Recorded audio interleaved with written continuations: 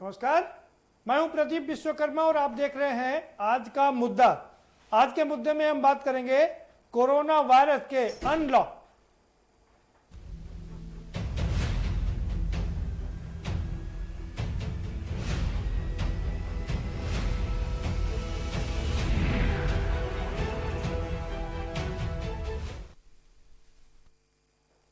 जी हाँ, क्या देश में अनलॉकडाउन के साथ साथ में कोरोना वायरस भी अनलॉक हो गया है? ये अपने आप में सबसे बड़ा सवाल है, क्योंकि केसेस लगातार बढ़ते जा रहे हैं और हम अब पूरे विश्व की बिरादरी में नंबर 3 पर आ गए हैं, यानी कि हम क्वार्टर फाइनल में आ गए हैं। अब मात्र 2 मैच बचे हैं। 2 मैच अगर हम और जीत लें तो हम फाइनल जीत लेंगे, यानी कि मात्र हमसे 2 देश और आगे हैं। 2 देश से हम अगर आगे निकल जाए तो कोरोना वायरस के मामले में भी हम पूरे विश्व को पछाड़ देंगे। ये है, तो क्या कोरोना वायरस अनलॉकडाउन हो गया है? इसको लेकर के राजनीति भी तेज हो गई है।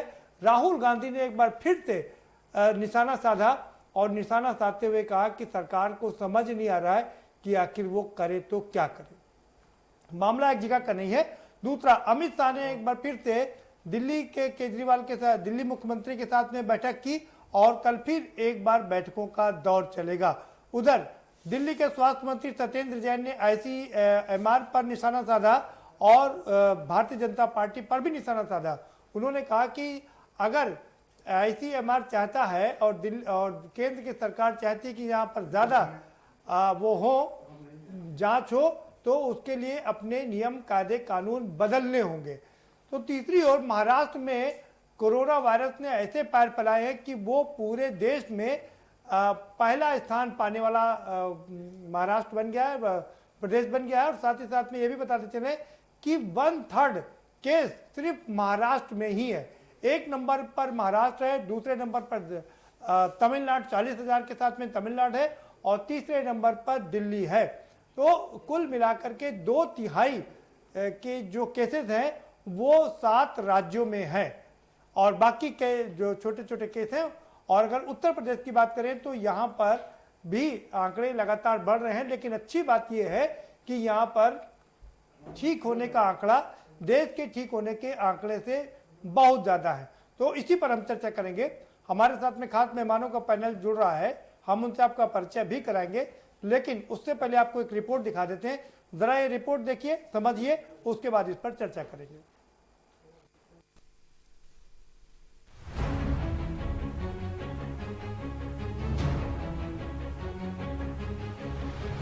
देश में अनलॉक 1 की घोषणा के बाद दिन प्रतिदिन कोरोना का संक्रमण बढ़ता ही जा रहा है। शनिवार को भारत में एक दिन में कोविड-19 के सबसे ज्यादा 11,458 नए मामले सामने आए हैं और कोरोना संक्रमितों की संख्या 3 लाख के पार हो चुकी है। या फिर यूं कहें कि अनलॉक 1 के साथ ही वायरस भी अनलॉक हो गया है। संक्रमण से देश में सबसे ज्यादा प्रभावित महाराष्ट्र है। राज्यों में इसके बाद तमिलनाडु और तीसरे नंबर पर दिल्ली है।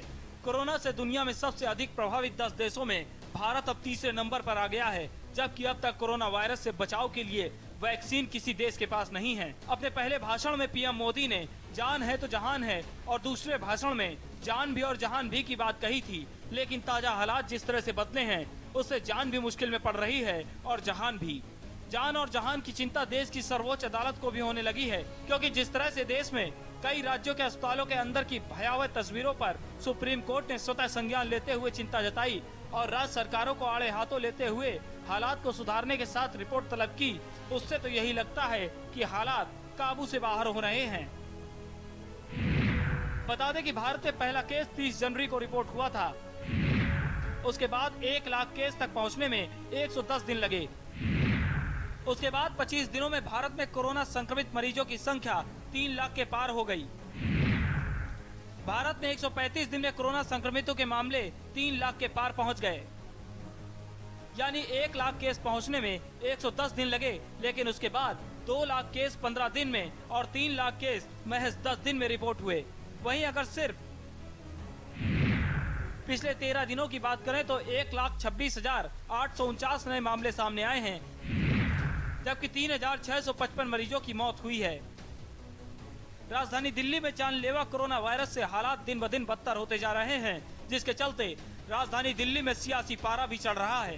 राज्य में बढ़ते मामलों के बीच दिल्ली के स्वास्थ्य मंत्री सत्येंद्र जैन ने आईसीएमआर को घेरते हुए नियमों में बदलाव करने की बात कही, जबकि कांग्रेस नेता राहुल गांधी ने देश में लगातार बढ़ते कोरोना संक्रमण के मामले को लेकर एक बार फिर केंद्र सरकार पर हल्ला बोला। राहुल ने अल्बर्ट आइंस्टीन के एक कोट का हवाला देते हुए सरकार के लॉकडाउन की रणनीति पर सवाल उठाया और कहा कि कोविड-19 को फैलने से लॉकडाउन के जरिए नहीं रोका जा सकता। राहुल ने ट्वीट करते हुए एक ग्राफ का भी इस्तेमाल किया है, जिसमें यह दिखाया गया है कि राष्ट्रव्यापी लॉकडाउन के दौरान चौथे चरण में किस तरह कोविड-19 के केसों में भारी तेजी के साथ बढ़ोतरी हुई है। कोरोना को लेकर देश में एक और खौफ है तो दूसरी ओर सियासत जोरों पर है, जो कोरोना के मुद्दे को सियासी बना रहा है, लेकिन वायरस है जो अनलॉक होकर भारत के सामने नई मुसीबतों का पहाड़ खड़ा कर रहा है। स्पेशल डेस्क की न्यूज।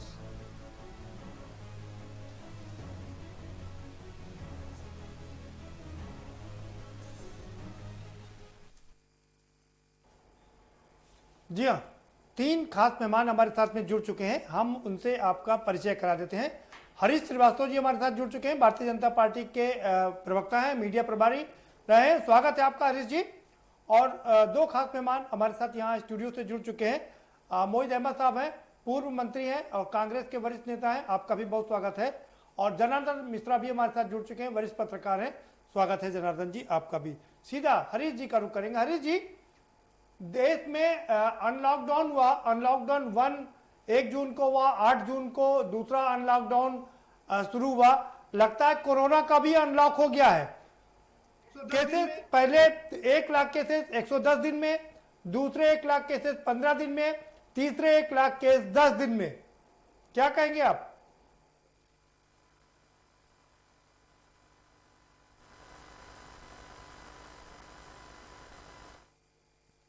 कोरोना को कंटेन करने का प्रयास किया गया। सरकार का जो एफर्ट था और जिन राज्यों ने उसका अनुपालन मुस्तैदी के साथ किया, वहां कोरोना के संक्रमण को कंटेन करने में काफी हद तक सफलता ही मिली। अगर आप उत्तर प्रदेश को लें तो उत्तर प्रदेश की आबादी सभी राज्यों से ज्यादा है, 23 करोड़ की आबादी। और यहाँ जो पूरे प्रदेश में जो एक्टिव संक्रमित केस होंगे वो मुझे लगता है 5-6 हजार के आसपास होंगे, जबकि लगभग 8,000 लोग ठीक होकर डिस्चार्ज होकर अपने घर को जा चुके हैं। 66% रिकवरी रेट उत्तर प्रदेश की है। श्रीमान राहुल गांधी हो या सत्येंद्र जैन हो, दोनों को मैं सलाह देना चाहूंगा कि कोई आईसीएमआर के प्रोटोकॉल उत्तर प्रदेश के लिए अलग और दिल्ली के लिए अलग नहीं, या महाराष्ट्र के लिए अलग नहीं, राजस्थान के लिए अलग नहीं। श्रीमान राहुल गांधी जहां जहां उनकी सरकारें हैं, अगर अपनी सरकार पे हमलावर होते तो हो सकता वहां कुछ सुधार हो गया हो, लेकिन कुछ लोगों का एक ऐसा अभियान है कि जो हर चीज में नकारात्मकता जिनके दृष्टिकोण बन चुका है। अभी श्रीमान राहुल गांधी जी किसी अमेरिकन से बात करते समय जिस तरह से भारत के स्वाभिमान के साथ उन्होंने खिलवाड़ किया, तो राहुल गांधी की तो जो बुद्धि की तरस आती है। और सत्येंद्र जैन महाशय को आईने में अपनी सरकार का चेहरा देखना चाहिए। वही आईसीएमआर की गाइडलाइन है जिसका उत्तर प्रदेश में फॉलो हो रहा है। उत्तर प्रदेश के सम्मानित मुख्यमंत्री ने उसी को फॉलो करते हुए और इसको कंटेन करने में जबरदस्त सफलता हासिल की है।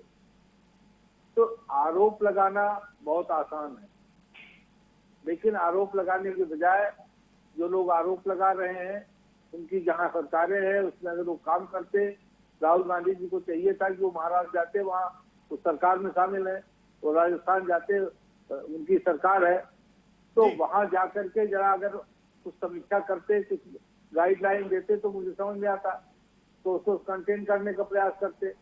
ये तो लोग तो केवल ट्वीट की राजनीति कर रहे हैं। ठीक है हरीश जी, बने रहिए हमारे साथ में। दोबारा से आपके पास आएंगे।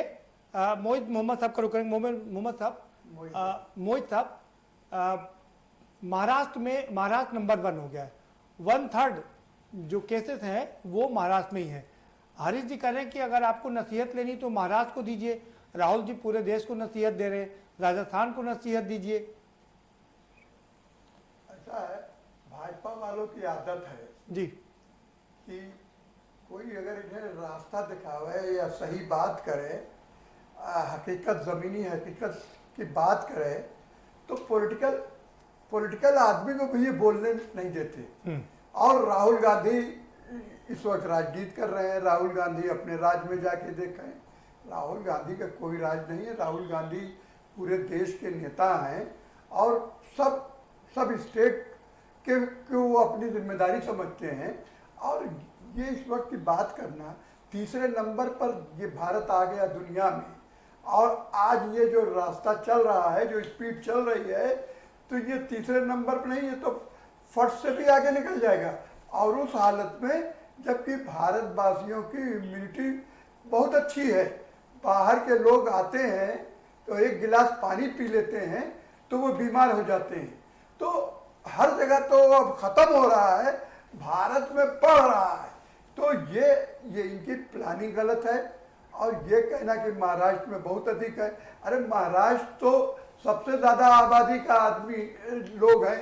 एक खोली में 10-10 लोग रहते हैं, टाइम दे करके वहाँ सोते हैं अपने घरों में कि रात में तुम सोओगे, दोपहर में तुम सोओगे, सुबह के तुम सोओगे। ये स्थिति है महाराष्ट्र की। पूरा देश महाराष्ट्र में काम करता है, तो महाराष्ट्र से आप मुकाबला मत करिए। महाराष्ट्र की तो परिस्थिति अलग है, मगर हाँ, महाराष्ट्र नंबर 1 पर है। तो आप अहमदाबाद के लिए क्यों नहीं बता रहे हैं, गुजरात के लिए, जहाँ ट्रम्प गए थे और वहाँ एक मुश्किल वाला कोरोना है जो बहुत देर में ठीक होता है। तो ये तो सब कमी है, इनकी प्लानिंग नहीं रही है, जिसकी वजह से ये अफरा तफरी और ये देश भुगत रहा है इस त्रासदी को।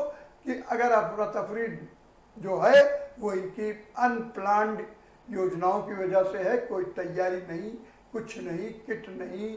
जो किट आई अहमदाबाद में वो फर्जी आई, उसमें भी ब्लैक, इस पीरियड में ब्लैक किया गया। तो ये गुजरात के बारे में क्यों नहीं बोलते? चाइना से मंगाया 500 की किट और बेचा 15,000 में। तो ये रेशियो है इनके। आप इतने वरिष्ठ नेता आ रहा हूँ हरीश साहब, आपके पास आऊंगा। हरीश साहब आपके पास आऊंगा दोबारा से, जरा और लोगों को चर्चा में शामिल कर ले। जनार्दन मिश्रा हमारे साथ जुड़े हुए हैं, वरिष्ठ पत्रकार हैं। जनार्दन, आपने दोनों पार्टियों को सुना, क्या कहेंगे आप?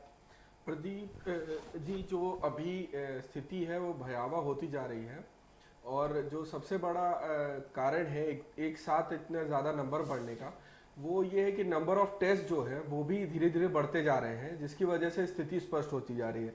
दूसरा, ये जो माइग्रेशन हुआ है बड़े लार्ज नंबर्स का एक जगह से दूसरी जगह, और उन पे प्रॉपर प्रोसीजर को फॉलो नहीं किया गया, जिसमें काफ़ी दावे किए गए कि हमने उनको अपने बॉर्डर पर देखा, हमने उनको क्वारंटाइन सेंटर्स में बनाया गया, लेकिन वो दावों की ज़मीनी हकीकत कुछ अलग ही है।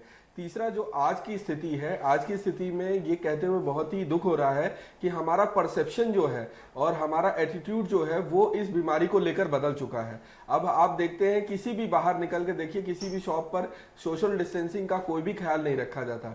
एक एडवाइजरी जारी करी गई है मास्क के लिए, तो ओपन पब्लिक स्पेस में मास्क आपको लगाना अनिवार्य है, लेकिन उस चीज की भी अवहेलना बड़े खुले दिल से की जा रही है। तो एक डर एकदम से खत्म हो चुका है लोगों में। उनको लगता है कि उसके बड़े कारण हैं। आप किसी भी दुकान पे, किसी पान शॉप पे अगर आप उनसे पूछते हैं तो वो बताते हैं कि इसमें तो डेथ रेट जो है वो 3% है। वो अपने उन्होंने एक बना के रखे हुए हैं, जो आरोप प्रत्यारोप से उन्होंने निकाल के रखा है। तो इस वजह से ये नंबर ऑफ केसेस बढ़ते जा रहे हैं। प्रदीप जी, जो इसमें और भी डरने वाली बात ये है कि गवर्नमेंट के पास बहुत ही लिमिटेड सोर्सेज हैं, उनके रिसोर्सेज एक लिमिटेड है, तो वो एक लिमिटेड नंबर्स को ही टैकल कर पाएंगे। अगर वो नंबर क्रॉस होता है तो स्थिति देश भर में पूरी बहुत ही भयानक होने वाली है। और वहां पर आपको अस्पताल में बेड नहीं मिलेंगे, आपको रास्ते पे उस चीजों को रोकने के लिए फिर आपको आगे आना पड़ेगा। तो ये धीरे धीरे स्थिति एक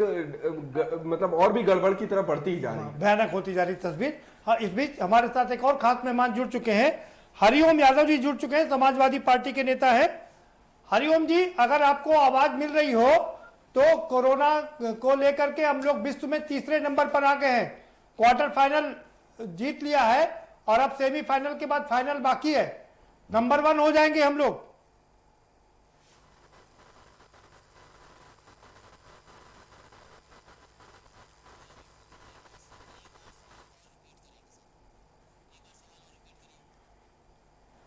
चलिए हरिओम जी, अगर आपको आवाज मिल रही हो तो हम आपसे यह समझना चाहेंगे कि भारत में जो देश में अनलॉकडाउन हुआ, जिसका दूसरा फेज चल रहा है, कोरोना का भी अनलॉकडाउन हो गया है, बहुत तेजी से मामले बढ़ रहे हैं, क्या कहेंगे आप?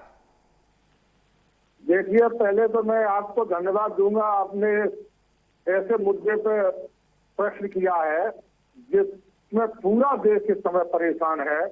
और जो लॉकडाउन हुआ था, मैं समझता हूं कि ये लॉकडाउन भारत सरकार का सबसे अविवेकपूर्ण फैसला था। अगर लॉकडाउन करना था तो इन्हें जनता को पहले ये सूचना देनी चाहिए थी कि हम 4 दिन के लिए मौका देते, 1 हफ्ते का मौका दे रहे हैं, आप जिसे जाना हो वहां चला जाए, हम देश में जनता इमरजेंसी लगाने जा रहे हैं। लेकिन उन्होंने ऐसा नहीं किया और पूरे देश में प्रवासी कितने परेशान हुए कि सैकड़ों बच्चों की जान चली गई, सैकड़ों माताओं की गोदें सूनी हो गई, बुढ़ापे के सारे चले गए और हमारी बहनों के सिंदूर जड़ गए। तो मैं समझता हूँ ये लॉकडाउन था वो बहुत अविवेकपूर्ण फैसला था, जल्दबाजी का फैसला था। उस समय केस बहुत कम थे, लेकिन उस समय अगर मौका दे दिया जाता तो जो आज संख्या मरीजों की बढ़ रही है कोरोना की, वो नहीं बढ़ती और वही करना पड़ा इन्हें। बाद में अनलॉकडाउन किया, पूरे देश में, दिल्ली में, बंबई में हजारों लाखों आदमी इकट्ठे हुए, उससे महामारी महाबीमारी बढ़ी और जो प्रवासी आए बाहर से, भीड़ों की लाखों की संख्या में लोग चढ़े, वो सोशल की जो नियम था वो सारे टूटे। इसलिए मैं समझता हूँ कि माननीय प्रधानमंत्री जी का फैसला ये बड़ा दुर्भाग्यपूर्ण था। लॉकडाउन होना चाहिए था, लेकिन जनता को मौका देकर होना चाहिए था। इसके लिए स्वयं सरकार जिम्मेदार है, माननीय प्रधानमंत्री जिम्मेदार हैं और यही स्थिति रही देश की तो आज मरीजों की संख्या 3 लाख से ऊपर पहुंच गई है। और इसी स्थिति में अगर बीमारी बढ़ी तो मैं समझता हूँ जुलाई तक ये मरीजों की संख्या 10 लाख से ऊपर होगी। ठीक है, बने रहिए हमारे साथ, आप दोबारा से आपका रुख करेंगे। हरीश जी, आप कुछ जवाब देना चाह रहे थे, पहले तो आप जवाब दे दीजिए, फिर हम आपसे कुछ सवाल करेंगे। देखिए, पहले तो मैं मोहित साहब की बात का जवाब देता हूँ। मोहित साहब बहुत सीनियर कांग्रेस के नेता हैं और जो वो बात कह रहे थे, कम से कम उनको तो ये नहीं कहना चाहिए था। इतने साल कांग्रेस की सरकारें रही, क्या स्वास्थ्य का इंफ्रास्ट्रक्चर दिया उन्होंने? एक पीपी किट नहीं बनती थी, एक मास्क और सैनिटाइजर नहीं बनता था, और इस तरह की बात कर रहे हैं। तो ये लोग कांग्रेस के जो नेतागण हैं, जैसे श्रीमान राहुल गांधी, उनको जरा अपनी सरकारों का ट्रैक रिकॉर्ड देखना चाहिए था कि क्या हमारे पास स्वास्थ्य का इंफ्रास्ट्रक्चर उन्होंने डेवलप किया था देश। अगर ये देश ये डेवलप किया होता तो संभवतः किसी को दिक्कत न होती कि लॉकडाउन के साथ सबको कह दिया गया होता सब जो लोग अपने घर जाना चाहते हैं वो जाएं।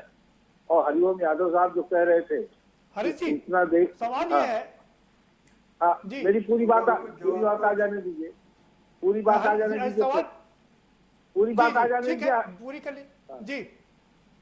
और हरिओम यादव साहब जो बात कह रहे हैं, अपनी बात रख लीजिए आप। हरिओम यादव साहब जो बात कह रहे हैं कि सरकार को पहले सूचित करना चाहिए था। अरे यादव जी, अफरा तफरी मच जाती। आप देखते हैं ये 1 महीने में ट्रांजिट नहीं हो पाता और तब आपके पास इंफ्रास्ट्रक्चर नाम की चीज नहीं थी, एक मास्क नहीं बनता था, या 95 मास्क अमेरिका से मंगाना पड़ता था, और पीपीई किट नहीं थी।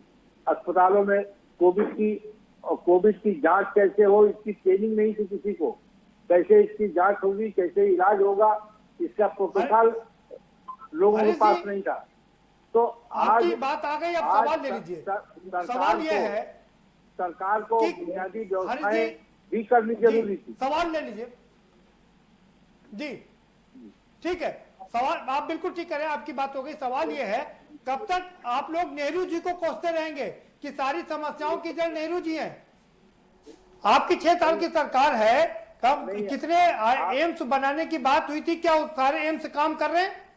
आप प्रदीप जी मुझे बताइए, 6 साल में आप कोई एम्स बना पाएंगे क्या? 8 जी। साल में तो एक डॉक्टर निकल पाता है, एक डॉक्टर 8 साल में निकल पाता है। जितने एम्स बने हैं, जो फंक्शनल स्थिति में आए हैं, उनमें फैकल्टी पूरी नहीं, जो के पास आसपास योग्य डॉक्टर नहीं। आज जिले जिले में अगर योगी सरकार मेडिकल कॉलेज बना रही है, तो मेडिकल कॉलेज बन के तैयार होके और फंक्शन होने में 5-6 साल लग जाते हैं। 6 साल हुआ केंद्र सरकार को और 3 साल हुआ उत्तर प्रदेश में योगी सरकार को। क्या है, आप उम्मीद कर सकते हैं कि इतने दिन में कोई भी सरकार मेडिकल कॉलेज या अस्पताल बना के फंक्शन कर देगी? नहीं, तो उसमें समय लगता है। और आपको इस बात हरीश की जी, सराहना सवाल करनी ये उठता चाहिए। है जी, आपको इस बात की सराहना करनी चाहिए कि उत्तर प्रदेश में कम से कम 21 स्थानों पर 21 जिलों में मेडिकल कॉलेज बनने शुरू हो गए, और तमाम जगह पे तमाम जिलों में जो डिस्ट्रिक्ट हॉस्पिटल थे उनका अपग्रेडेशन हुआ। नहीं, हरीश जी, शुरू तो हो गए, लेकिन बन के तैयार कब होंगे? सवाल ये है ना। मैं वही बात कह रहा हूँ कि जो भी हॉस्पिटल, जो भी मेडिकल कॉलेज बन के तैयार होते हैं, उसमें 7-8 साल लग जाते हैं। कोई भी सरकार बनाएगा, मैं केवल भाजपा सरकार की बात नहीं कर रहा हूँ, जब भी कोई सरकार इस तरह के प्रोजेक्ट शुरू करेगी, ये टाइम टेकिंग प्रोजेक्ट होते हैं। आज सरकार ने 3000 से ज्यादा जो एमबीबीएस की सीटें बढ़ाई हैं, तो 30,000 एमबीबीएस की सीटें बढ़ाई हैं। तो सरकार तो लगातार उसमें काम कर रही है, लेकिन हथेली पे तो हरीश जी, सवाल यही है ना, क्योंकि कांग्रेस ने चिकित्सा के क्षेत्र में कुछ नहीं किया था आपके हिसाब से, और इसीलिए तो सरकार, जनता ने आप लोगों को चुना था कि आप लोग देश की स्वास्थ्य व्यवस्था को चुस्त दुरुस्त करेंगे, आप लोग देश की आर्थिक व्यवस्था को चुस्त दुरुस्त करेंगे, इसीलिए तो आपको पूरे देश में चुना ना। प्रदीप जी, वही काम तो कर रही सरकार। आज आप देखिए कि देश में कितने एम्स बन रहे हैं। हम तो केवल उत्तर प्रदेश, जहां से आप पूरी तरह वाकिफ हैं, आप ये देखिए कितने मेडिकल कॉलेज बन रहे हैं। तो ये जो चीजें हैं बन रहे हैं, बन करके आने में 2-3 साल और लगेंगे, बन करके तैयार हो जाएंगे और शुरू हो जाएंगे। लेकिन आज की जो समस्या है, वो आज की समस्या के लिए आप भारतीय जनता पार्टी की 6 साल की सरकार को नहीं कोस सकते। आप जो 50 साल राज किए, उनसे तो सवाल किए जाएंगे ना कि आप इस तरह की बात करते हो, और आपके नाम हेल्थ के नाम पे इंफ्रास्ट्रक्चर आपने 50 साल राज किया। एक ब्रेक लेंगे, बिल्कुल ठीक करें, आएंगे हरीश जी आपके पास आएंगे, पूरा समय, पर्याप्त समय भी देंगे आपको। मोहित साहब आपके पास में आएंगे, आपसे सवाल लेंगे, लेकिन वक्त एक ब्रेक का हो चला है, एक छोटा सा ब्रेक लेंगे और ब्रेक के पार आएंगे तो चर्चा के सिलसिले को इस लिहाज से आगे बढ़ाएंगे कि क्या आरोप प्रत्यारोप से ही देश चलेगा? राजनीतिक पार्टियां आपस में यही आरोप लगाती रहेंगी? भारतीय जनता पार्टी ये आरोप लगाएगी कि 50 साल में देश में कुछ काम नहीं हुआ, अब इधर काम हो रहा है, और कांग्रेस ये आरोप लगाएगी कि पिछले 6 साल से देश में कुछ काम नहीं हुआ है और हम आएंगे तो फिर से चीजों को दुरुस्त करेंगे। तो ये आरोप प्रत्यारोप का दौर कब तक चलता रहेगा, और क्या इधर हम सेमीफाइनल जीतते हुए फाइनल जीत करके विश्व का कप उठा लेंगे कोरोना के मामले में? ये अपने आप में बड़ा सवाल है। चर्चा जारी रखेंगे, लेकिन एक ब्रेक के बाद।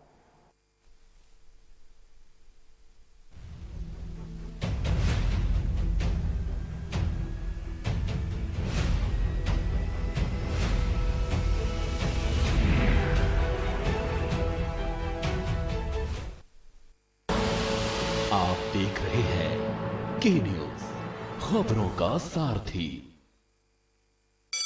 Mount Litra Z School, Unnao, #1 in academics, #1 in sports, best teachers, best results, smart classroom, best transport facility, world class infrastructure के साथ Mount Litra Z School, Unnao. खुदी को आजमाया है तो ये अंदाज आया है, खुदी को आजमाया है तो ये अंदाज आया है। तुम में भी मैं हूं, शुद्ध प्लस पान मसाला। जिसने पूरी दुनिया को तड़पाया, उसके पर्दाफाश का हमने बीड़ा उठाया। कोरोना पर चीन का कच्चा चिट्ठा हम खोलेंगे, खुलकर बोलेंगे। जानलेवा वायरस वाला किलर अब बच के जाएगा किधर? कोरोना पर चीन एक्सपोज, TV9 भारतवर्ष पर हर रोज। TV9 भारतवर्ष, अब तो सब देख रहे हैं। कानपुर में करोड़ों की बेशकीमती जमीन हड़पने का खेल।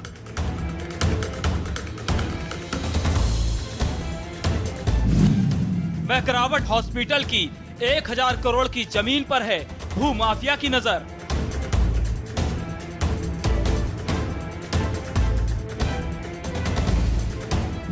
भू माफिया सफेद पोस्ट गठजोड़ चल रहा शतरंजी चालें।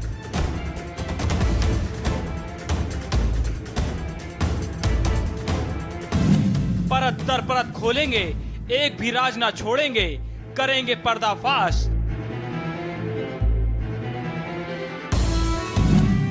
सिर्फ के न्यूज पर। प्रवासी मजदूरों के लिए क्या है श्रम कानून? न्यूनतम मजदूरी और क्षतिपूर्ति के लिए क्या है कानून? घरों में गैस सिलेंडर फटने पर मुआवजे का क्या है विधान? अश्लीलता पर क्या है कानूनी दंड का प्रावधान? देखिए रविवार दोपहर 3 बजे वरिष्ठ अधिवक्ता धर्मेंद्र सिंह के साथ सिर्फ के न्यूज पर। कोरोना संकट के पल पल की अपडेट आप तक पहुंचा रहे हैं 100 कोरोना योद्धा। भरत सेठी, सारिका गुप्ता, अभिनव माथुर, मधुर मोहन दुबे, सनी कुमार, सोनू खान, दीप गुप्ता, अनिल मीना, वेदेंद्र प्रताप शर्मा, कुलदीप बोस थी, धर्मेंद्र सिंह चौहान, जिंद्र चौहान, रजनीश त्रिपाठी। News India. सबसे बड़ी महामारी, सबसे बड़ी कवरेज। केबल ऑपरेटर्स जो पहुंचाते हैं आप तक हमारी हर बात, सजगता और समझदारी जिनकी है पहचान, जो है कोरोना योद्धा, जो है जिम्मेदार। इन कोरोना योद्धाओं को के न्यूज का सलाम।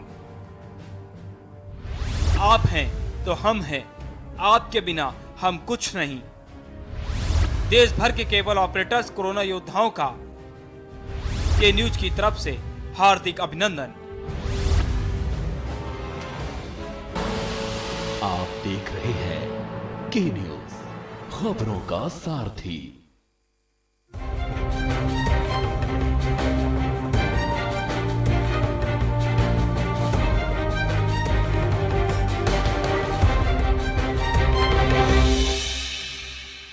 करें अपने जीवन को कृतार्थ, सुने श्रीमद् भागवत कथा रोज प्रातः 6:30 बजे मेरे साथ सिर्फ के न्यूज इंडिया।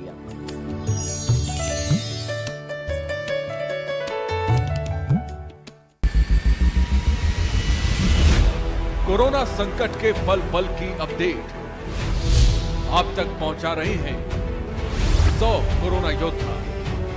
जुनेद अहमद, संजय विश्वकर्मा, आमिर रजा, मोहित कश्यप, मुकेश कुमार, संदीप शर्मा, संदीप गुप्ता, आलोक मिश्रा, कृष्णा, जहीर अहमद, सिद्धार्थ प्रताप सिंह, दिलदार खान, वरुण शर्मा, गोपाल वर्णवाल, सैयद सभी अब्बास, अर्जुन देव वार्ष्णे, अमित कुमार। के न्यूज इंडिया।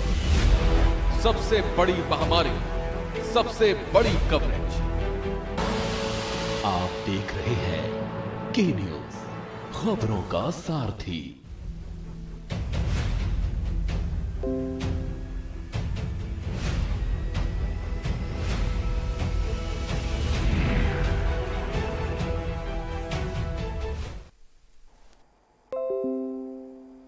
ब्रेक के बाद आपका स्वागत है।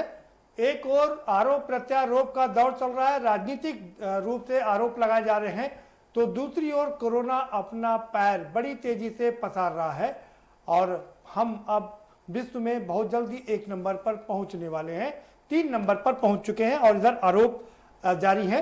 मोहित साहब का रुख करेंगे। मोहित साहब, आरोप आपा लग रहा है कि एक तो महाराष्ट्र में ज्यादातर केसेस हैं, आपने कहा गुजरात में भी केसेस हैं, लेकिन सवाल यह है कि 50 साल में कह रहे हैं कि बार बार सवाल वही आता है कि चिकित्सा के मामले को लेकर के कोई काम नहीं किया गया।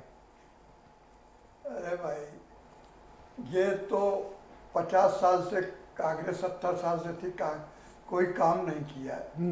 ये तो इनके प्रधानमंत्री माननीय मोदी जी कह रहे हैं, और इन्हीं के पार्टी के प्रधानमंत्री स्वर्गीय माननीय अटल बिहारी वाजपेयी थे, जिन्होंने पार्लियामेंट में कहा कि काम बहुत हुए हैं, मैं नकार नहीं सकता जी, मगर हमको और आगे बढ़ना है, करना है। वही नीति अपनानी चाहिए। क्या इन्होंने स्वास्थ्य विभाग में कांग्रेस ने कोई काम ही नहीं किया? जी। अरे ये तो हद है आरोप लगाने की। आयुष्मान योजना कांग्रेस की ही देन है, जो उसी पे चल रही है, और आपकी कोई नई योजना नहीं है। और जो सूची बन गई आयुष्मान योजना में जिन लोगों का इलाज होगा 2011 में, वही सूची अभी तक जारी है। अब आप ये कहिए, अरे आप ये कहिए कि हम इलाज नहीं करेंगे, चुनाव कराएंगे। आप 23 मार्च को मध्य प्रदेश का चुनाव कर रहे थे, उससे पहले आप नमस्ते ट्रम्प कर रहे थे, जबकि 30 जनवरी को ही WHO ने पहला केस अलर्ट कर दिया था, 30 जनवरी को ही, कि अब आप अलर्ट हो जाइए। फरवरी और 23 मार्च तक 25 मार्च तक आप सोते रहे, पार्लियामेंट चलाते रहे, चुनाव कराते रहे। मोहित साहब, ये सब ठीक है, लेकिन महाराष्ट्र में क्या हो रहा है? महाराष्ट्र में क्यों नहीं रुक रहा? 1/3 केसेस है वहां पर, 3 लाख में से 1 लाख केसेस महाराष्ट्र में ही है। महाराष्ट्र की आबादी की वजह से जी, और महाराष्ट्र में इतनी घनत्व आबादी है कि उसकी वजह से सोशल डिस्टेंसिंग वहाँ पॉसिबल ही नहीं है जी। वहाँ रहने की जगह ही नहीं है। दिल्ली की बात करें, राजस्थान की बात करें, तमिलनाडु की बात करें जी, तो नहीं, राजस्थान की बात हो, तमिलनाडु भी बहुत ज्यादा वो है। उसके बाद गुजरात तो नंबर 2 पे है। नहीं, गुजरात नंबर 4 पे है भाई, गुजरात नंबर 3 पे जी, नंबर 3 पे पहुंचा है, नंबर 2 पे था जी अभी तक। महाराष्ट्र के बाद गुजरात था, और गुजरात में नहीं, क्या लगता है कि अनलॉकडाउन होने की वजह से ये कोरोना वायरस भी अनलॉक हो गया है, खुल गया पूरी तरीके से? अनलॉक होने की वजह से जो देश की जनता को सिखाना चाहिए, बताना चाहिए, वो मानक अपना नहीं रही है जी, और सोशल डिस्टेंसिंग का ख्याल नहीं हो रहा है, मास्क लोग पहन नहीं। तो ये तो आम आदमी की जिम्मेदारी ना, मोहित साहब, ना कि सरकार कराएगी। सरकार मास्क तो नहीं पहनाएगी ना? नहीं, सरकार नहीं पहनाएगी जी, मगर कम से कम मुझे तो ये देखना चाहिए कि रोजाना कम से कम, जैसे ये प्रचार करते हैं रैली का, जी जी, वैसे ही ये प्रचार करें मास्क पहनने का। बिल्कुल सरकार की जिम्मेदारी होती है जी। जितने में तो इन्होंने रैली की है, उतना खर्च तो प्रवासियों के यहाँ यूपी आने में लग गया। तो ये अपने मुद्दे तो रोक नहीं रहे हैं, अपने चुनाव की प्रक्रिया को रोक नहीं रहे हैं, और जो इसके लिए इन्हें एहतियात करना चाहिए उसके लिए जनता को जागरूक नहीं कर रहे हैं। ठीक है, आपका जवाब, आप बहुत सवाल खड़े करें, आपका जवाब लूंगा हरीश जी से, लेकिन उससे पहले हरिओम जी का रुख करूंगा। हरिओम जी, आपने कहा कि लॉकडाउन लगाने में थोड़ी जल्दबाजी की गई, पहले समय दिया जाना चाहिए था। आपको नहीं लगता कि 100 साल बाद ये बीमारी आई है, इसका किसी को पता नहीं था कि कैसे करना चाहिए? ऐसे में उस समय जो बेस्ट लगा वही किया गया। नोटबंदी है जो देखिए, हेलो, आवाज आ रही है? हेलो जी जी जी, हम आपकी बहुत अच्छी आवाज आ रही है। आप जी, आप अपनी बात रख सकते हैं जी। देखिए, कोरोना की बीमारी की सूचना जनवरी में सरकार के पास आ गई थी, और सरकार को पता था कि जो समय कोरोना फैला हमारे देश में भी आने वाला है। इनको सबसे पहले जो विदेश से लोग आ रहे हैं उन्हें रोकना चाहिए था, फ्लाइटें बंद करनी चाहिए थी। उसके अलावा इनको वैक्सीन की तैयारी करनी चाहिए थी जो इस बीमारी को रोक सके। हरिओम जी, एक तरफ आप कह रहे हैं लॉकडाउन लगाने से पहले लोगों को घरों तक पहुंचाना चाहिए था, दूसरी तरफ आप कह रहे हैं कि विदेशों से लोगों को लाना नहीं चाहिए था। ये इन्हें वो तो सावधानी तो बरतनी चाहिए थी। जब इनको सूचना हो गई थी, इन्हें सावधानी कतई नहीं बरती, केवल एकदम देश में लॉकडाउन करा दिया, इमरजेंसी कर दी, और जिससे प्रवासी जो हमारे देश के हैं उनकी क्या दुर्दशा हुई। हम ये अनुरोध करते अगर प्रधानमंत्री उनकी दुर्दशा एक दिन देख लेते कहीं सड़क पे, या कोई चीफ मिनिस्टर दे, हम लोगों ने आंखों से देखा है 2-2 महीने के बच्चे मासूम महिलाओं की गोदी में सीने से चुपके चुपके भूख प्यास से मर गए, लोगों के पैर सूज रहे थे। एक हजार वो तस्वीरें तो पूरे देश ने देखी है, पूरी दुनिया ने देखी है, और आपके चैनलों के माध्यम से देखिए। इसलिए हम आपको धन्यवाद देंगे। इनकी कभी सारी मानवीय संवेदनाएं मर चुकी हैं, इन्हें कोई दया नहीं है इन लोगों पर, और ये हम झूठ बोलते, कभी अपनी गलती स्वीकार नहीं करते। सारे 70 साल पहले हुए, 50 साल पहले हुए, 30 साल पहले हुए, ये सारी चीजें दूसरों पर डालते। हम पूछना चाहते 6 साल में आपने क्या किया जो फायदा करके आए जनता के साथ? केवल ये मौतें हुई है, इसका जिम्मेदार कौन है? कोरोना में जो मौतें हुई है, प्रवासियों की मौतें हुई है, इनकी जिम्मेदार क्या कांग्रेस है या बीएसपी या सपा है? बीजेपी क्यों जिम्मेदारी ये लेती है कि इन हत्याओं के, इन मौतों के जिम्मेदार हम है? जो पाप किया बीजेपी स्वीकार नहीं करेगी, हमने पाप किया। ये अपने प्रधानमंत्री को मेहमान मंडित करके ठीक है, आप खुद घोषित करना चाहते हैं। हरिओम जी, आपका जवाब हरीश जी से दिलवा देते हैं। जी हरीश जी, आप जवाब देना चाहेंगे? हरिओम जी कह रहे हैं कि आप इन मौतों की जिम्मेदारी क्यों नहीं ले रहे? देखिए, मैंने कहा ना कि विपक्ष को नकारात्मकता का सिंड्रोम ओढ़ लिया है विपक्ष ने, तो कोई सकारात्मक बात करने नहीं चाहते। और ये जो प्रधानमंत्री को महिला मंडित देश की जनता कर रही है, भारतीय जनता पार्टी जो देश के प्रति जिम्मेदारी है, भारतीय जनता पार्टी की सरकारें और भारतीय जनता पार्टी कार्यकर्ता समाज के प्रति, देश के प्रति जो जिम्मेदारी है उसको बखूबी निभा रहे हैं। सभी राजनीतिक दलों के कार्यकर्ताओं को समाज के प्रति अपनी जिम्मेदारी का निर्वहन करना चाहिए।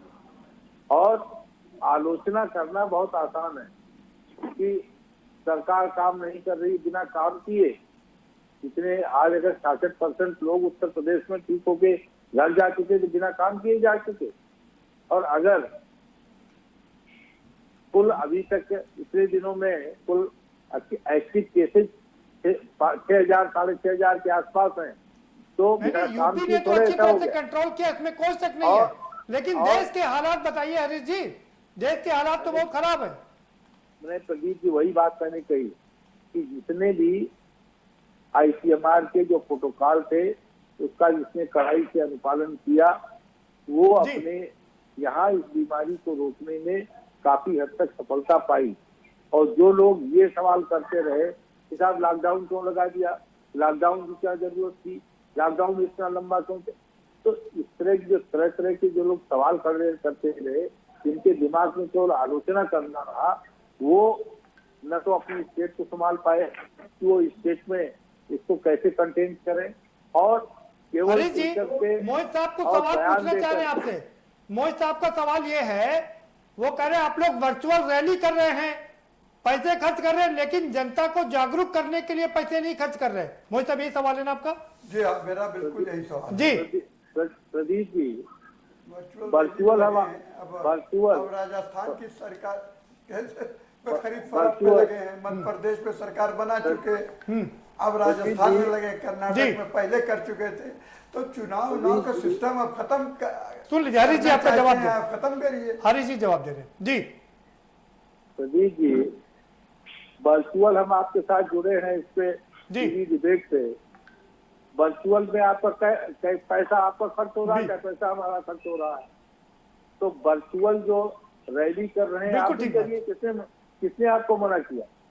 वर्चुअल तो हर आदमी के पास मोबाइल सेट है, अपने घर बैठे उससे जुड़ जाता है, उसमें व्यक्ति का पैसा खर्च होता है, पार्टी का। मोहित साहब का आरोप ये कि आप पटना में मोबाइल कर दिया अमित शाह साहब ने।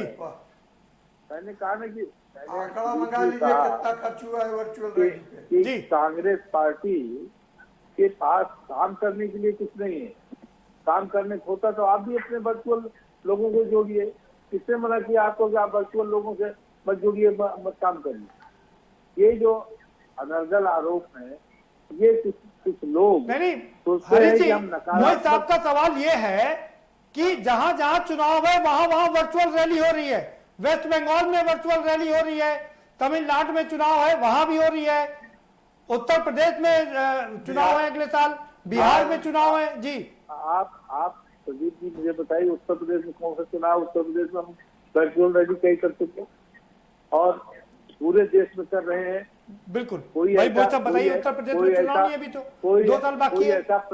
कोई ऐसा प्रांत जी। नहीं है, कोई ऐसा वर्ग विशेष नहीं है मैं तो जिनके साथ हम देख रहा हूँ चुनाव जहाँ बाई जिसके लिए इलेक्शन है हम वहाँ समझौता स्थापित कर रहे हैं। और जहाँ राज्यसभा का चुनाव, राज्यसभा के सदस्य चुने जाने हैं वहाँ आपने चुनाव की रैली करते तो भी ठीक था। वहाँ तो आप खरीद फरोख्त कर रहे हैं, सरकार को गिराने का काम कर रहे हैं। तो ये लोकतंत्र में सरकार को गिराने का काम आपको नहीं करना चाहिए। अब राजस्थान में आप लगे हुए हैं कि सरकार गिर जाए, राजस्थान के विधायकों को आप खरीद फरोख्त में लगे हैं। आप 8 विधायकों का इस्तीफा आपने गुजरात में करा दिया। बिल्कुल, मेरा सवाल आपसे ये है, नहीं मेरा सवाल आपसे ये है कि क्या आपके विधायक इतने लालची हैं कि वो पैसे के लालच में फंस जाते हैं और वो अपनी स्वामी भक्तता कुछ नहीं रहती उनकी? वो दाम दंड भेद प्रदीप जी, एक सवाल और भी हर आदमी उतना वही से हिम्मती करूंगा। नहीं है। जब विनोद दुआ जैसे पत्रकार के ऊपर FIR हो जाती है पूरे कांग्रेस पूरे सत्ता काल में यही करती रही जो मोदी साहब कह रहे हैं। तो मोदी साहब को जो कांग्रेस का कल्चर है वो बखूबी मालूम है कि यही फरोख्त करती रही कांग्रेस पार्टी, ऐसे ही दूसरे पार्टी विधायकों को तोड़ती रही। वो सरकारों को इस तरह से नहीं गिराते जो आना चाहते हैं। अगर आप इस तरह से गिराते थे तो किस तरह से गिराते थे? 356 गिराते वो कल्चर मोदी साहब 25 करोड़ रुपए दे करके विधायकों को लालच, और उसके बाद अगर आप नहीं मानेंगे तो आपके खिलाफ हम मुकदमे कायम करेंगे, आप जेल जाओगे। सारे हथकंडे अपनाए जाते हैं। तो ये छोटे किस्म का जो नैतिकता के से परे हथकंडे हैं वो आप अपना रहे हैं। कांग्रेस ने कभी नहीं अपनाया। कांग्रेस ने ठीक है दल बदल जो करना चाहता है उसका कराया, तो वो भी दल बदल करना चाह रहे, करा रहे। आप उसमें आपत्ति क्या है? आपके 8 विधायक गुजरात में दल बदल किया, बल्कि रिजाइन कर दिया। उनको अपने विधायकी की चिंता नहीं रही। दल बदल नहीं किया, उनको खरीदा गया। खरीदा क्या? उनको लालच दी गई। आप ये देखिए, उनको अपनी विधायकी की चिंता नहीं रही, रिजाइन किया उन्होंने। नहीं, वो विधायकी की नहीं, वो इनके हथकंडे हैं, ये शुरू से अपनाते आए हैं। हर जगह जहाँ चुनाव हुआ, जहाँ अल्पमत में हुआ वहाँ इन्होंने सरकार बना ली। ठीक है, गोवा में बना ली, ठीक है, वहाँ बना लिया। जी, पहाड़ पर जो 2 स्टेट है वहाँ बना लिया, अल्पमत में रहते हुए। ये सरकार इन्हीं की बनेगी, चाहे ये अल्पमत। आ रहा हूँ हरीश जी, आपके पास आऊंगा। जी, हरिओम जी का रुक करूंगा। हरिओम जी, एक तरफ कोरोना की रफ्तार बढ़ रही है अनलॉकडाउन के बाद, और दूसरी तरफ राजनीति भी हावी है, क्या कहेंगे आप?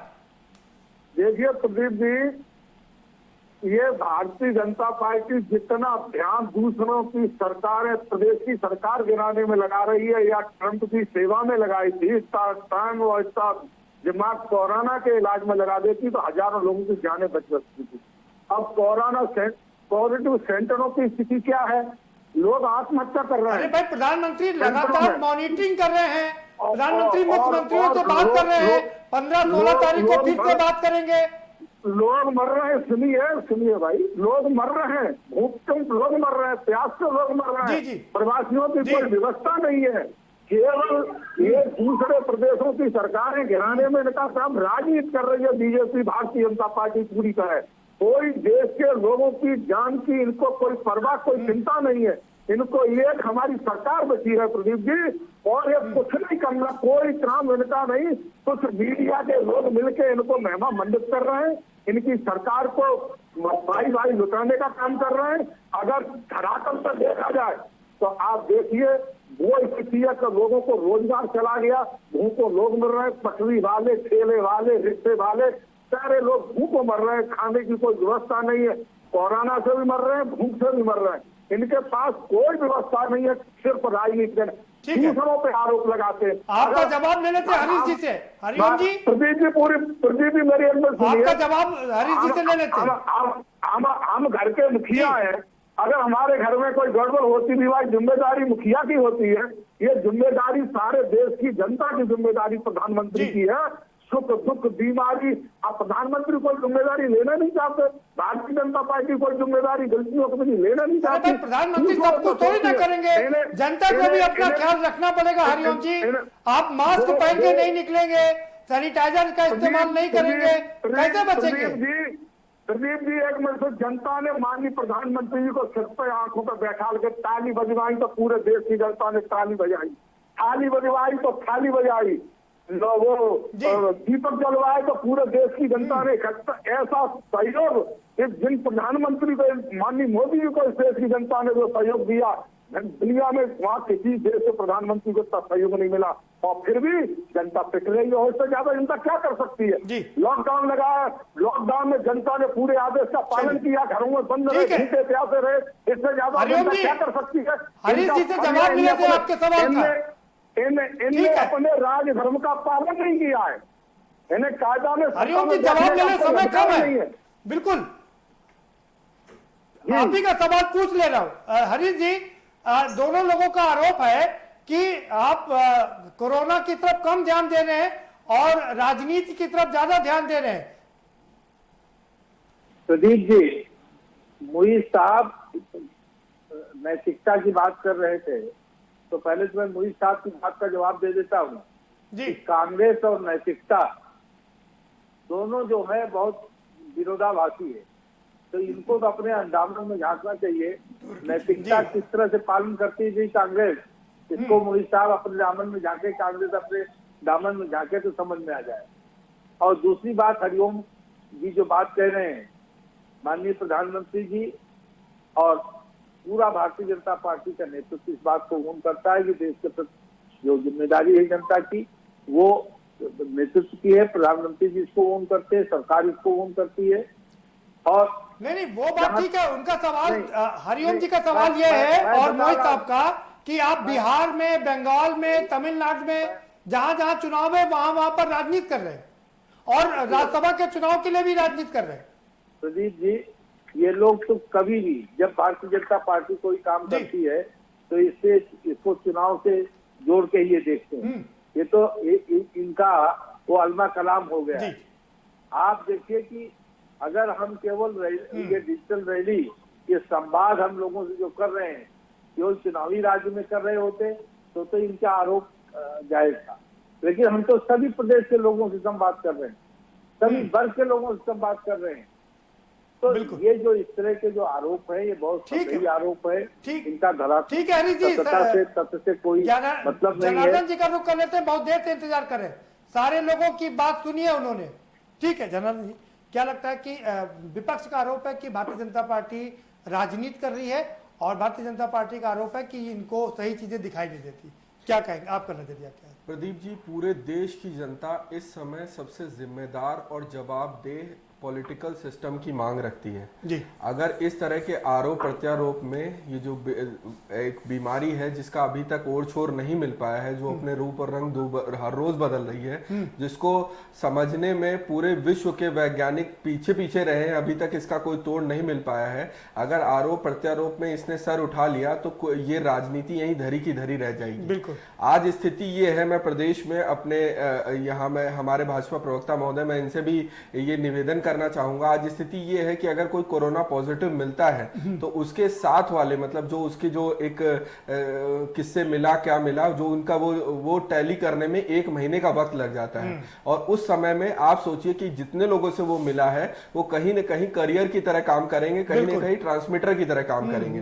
तो ये जो मुद्दे हैं, ये छोटी छोटी बातें हैं, अगर इन पर ध्यान दिया जाए और पक्ष को भी और विपक्ष को भी जिम्मेदारी के तरह से एक दूसरे की, क्या 50 साल में किया गया और क्या आज की डेट में क्या वर्चुअल रैली हो रही है, इसको अगर हम यही डिस्कस करते रह गए और बीमारी आगे निकल गई, हमसे जीत गई, तो ये राजनीति और ये आरोप प्रत्यारोप का बिल्कुल आधार नहीं रह जाएगा और पूरी देश की जनता हमसे जीवन भर सवाल करेगी कि ये इस तरह कहां पे हम खड़े हो गए। एक सवाल और है कि सुप्रीम कोर्ट ने जिस तरह से फटकार लगाई है, कहा कि डेड बॉडी रखी जा रही है, एक जगह 2-2, 3-3 डेड बॉडी रखी जा रही है, अस्पताल में डेड बॉडी रखी जा रही है, क्या लगता है कि ये बहुत ही शर्मनाक घटना है दिल्ली भी कटघरे में है।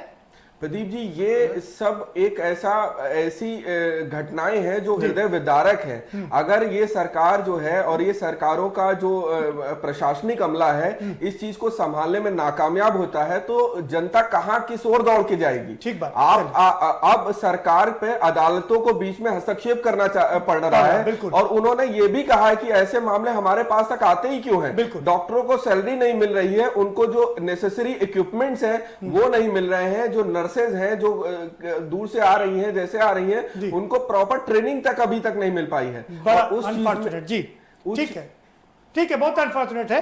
हरिओम जी, समय चूंकि कम है, आपसे ये समझना चाहेंगे, राजनीति को किनारे कर दीजिए, अब ये बता दीजिए कि आखिर इस समस्या का समाधान क्या है, कैसे निपटे सरकार। आपके पास क्या कोई अच्छा सुझाव है क्या सरकार के लिए? देखिए प्रदीप जी, पहले तो इनको टेस्टिंग की वो रिपोर्ट की वो बढ़ानी चाहिए पार्टी।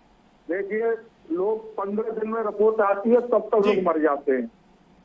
इनके पास टेस्टिंग की कोई व्यवस्था नहीं है। टेस्टिंग की रिपोर्ट 24 घंटे में आ जाना चाहिए।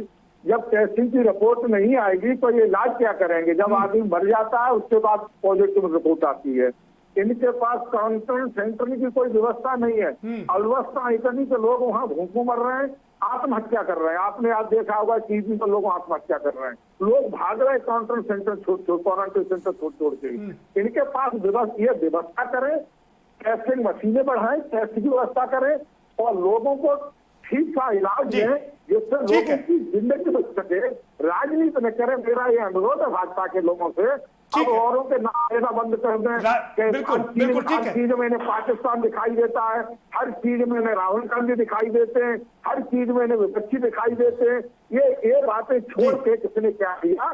जनता की सेवा में, इस कोरोना के बचाव में लगी आई पार्टी और विपक्ष पूरा इनके साथ है। महामारी के उसमें हम लोग पूरा साथ दे रहे हो, जनता साथ खड़ी है। ठीक है रियम जी, समय कम है हमारे पास। लॉकडाउन में निजी और देखिए के पैसे दिए। हरिओम जी, समय कम है, समय इतना ही था हमारे पास। मोहित साहब, आपका फाइनल कमेंट, क्या करे सरकार और विपक्ष, आप कैसे भूमिका निभाएंगे?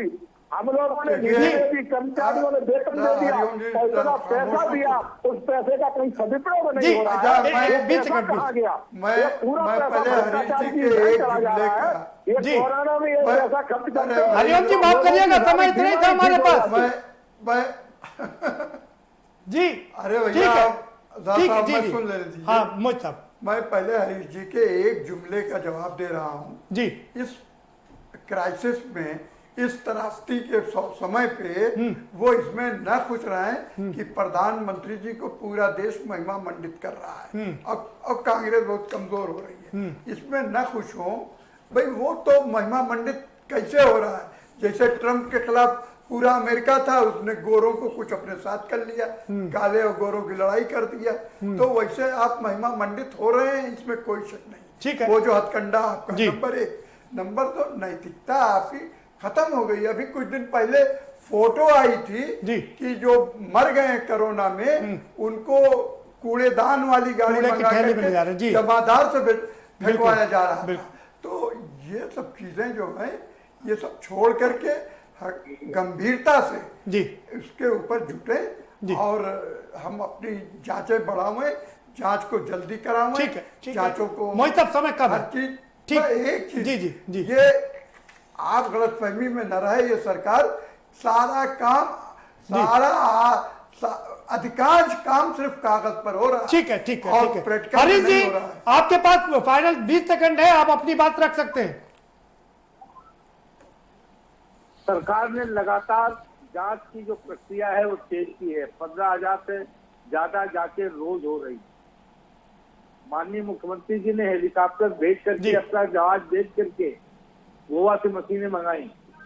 और कांग्रेस तो मैंने बताया ना कि नैतिकता और कांग्रेस दोनों दो विरोधी ध्रुव हैं, तो कांग्रेस को नैतिकता की बात तो कतई करनी नहीं चाहिए। ये इस तरह के जो सतही जो बात है कि कांग्रेस की, उससे कोई भरोसा नहीं करता, कांग्रेस का मजाक बनाते हैं। सरकार कितनी शिद्दत के साथ इसके साथ काम कर रही है हरीश जी, वो देश के लोग देख रहे हैं। जी ठीक है हरीश जी, बहुत शुक्रिया, समय हमारे पास इतना ही था। बहुत शुक्रिया आपका, आप सभी मेहमानों का इस चर्चा में शामिल होने के लिए। तो एक तरफ राजनीति हावी है, राजनीति चल रही है, तो दूसरी तरफ कोरोना अपनी रेस तेज किए हुए वो बहुत तेज गति से आगे बढ़ रहा है। हम तीसरे नंबर पर पहुंच चुके हैं, यानी कि क्वार्टर फाइनल में पहुंच चुके हैं। अब मात्र 2 मैच जीतने शेष रह गए। हम एक सेमीफाइनल और फाइनल जीत करके विश्व में नंबर 1 का स्थान पा सकते हैं। कब पाएंगे ये अलग बात है, लेकिन ये बहुत दुर्भाग्य होगा कि अगर हम वर्ल्ड कप की तरह इसमें भी हम वर्ल्ड कप जीते, और ये देश के लिए वाकई सबसे बड़ा दुर्भाग्य होगा। हमें ध्यान रखना होगा, राजनीति को दरकिनार करके पहले इस महामारी से लड़ना होगा। फिलहाल इस कार्यक्रम में इतना ही, आप हमें दीजिए इजाजत और बाकी खबरों के लिए देखते रहिए के न्यूज इंडिया।